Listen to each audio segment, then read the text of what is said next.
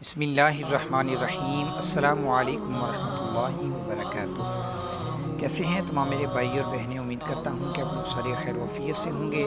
میں ہوں حافظ محمد بلال اور آپ لوگ دیکھ رہے ہیں اسلامک ٹیچر 27 آفیشیل۔ آج کی جو ہماری ویڈیو کا ٹاپک ہے وہ یہ ہے کہ اگر آپ لوگوں کا کسی قسم کا بھی کوئی دشمن ہے، آپ لوگوں کو تنگ کرتا ہے،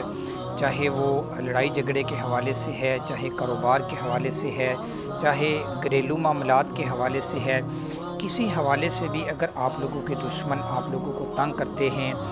یا آپ لوگوں کو گالیاں دیتے ہیں، برا بھلا کہتے ہیں، انشاءاللہ تعالی عز و جل آج آپ لوگوں کو جو میں وظیفہ بتانے جا رہا ہوں، اگر آپ لوگ اس وظیفہ کو خلوص نیت کے ساتھ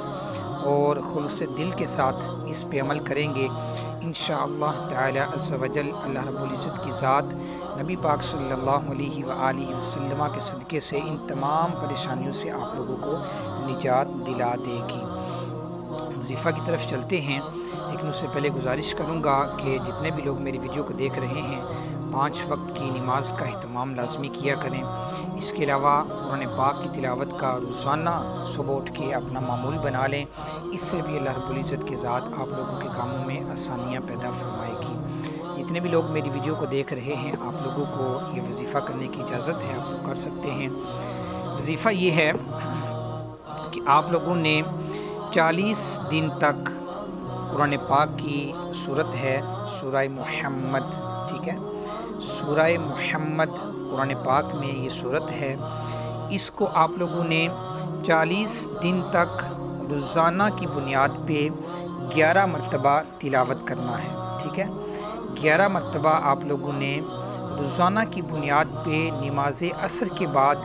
تلاوت کرنا ہے۔ انشاءاللہ تعالی عز و جل جس طرح کا بھی کوئی دشمن ہوگا، چاہے وہ جس طرح کے بھی معاملات میں ہو، انشاءاللہ تعالی عز و جل وہ زیر ہوگا اور آپ لوگوں کو فتح نصیب ہوگی۔ وظیفہ کس طرح کرنا ہے کہ 40 دن نماز عصر کے بعد آپ لوگوں نے 11 مرتبہ روزانہ سورہ محمد کو تلاوت کرنا ہے، چاہے آپ لوگ خود بیٹھ کے کر لیں یا سارے گھر والے بیٹھ کے مل کے تلاوت کر لیں، یا آپ لوگ چند بچے گھر بلا لیں یا چند عورتیں بلا لیں، چند مرد بلا لیں، کسی کو بھی آپ لوگ بلا کے اپنے گھر میں بٹھا کے تو سورہ محمد صلی اللہ علیہ وآلہ وسلم روزانہ نماز عصر کے بعد 11 مرتبہ تلاوت کریں گے۔ انشاءاللہ تعالی عز و جل اللہ رب العزت کی ذات آپ لوگوں کو اس میں کامیابی عطا فرمائے گی اور دشمن کو زیر فرمائے گی۔